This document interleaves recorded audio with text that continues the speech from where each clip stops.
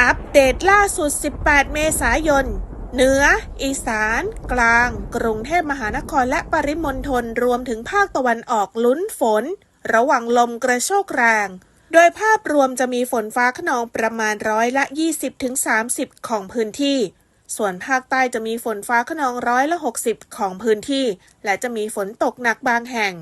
ส่วนมากบริเวณจังหวัดสุราษฎร์ธานี นครศรีธรรมราช สงขลา ระนอง พังงา ภูเก็ต กระบี่ ยะลา และนราธิวาส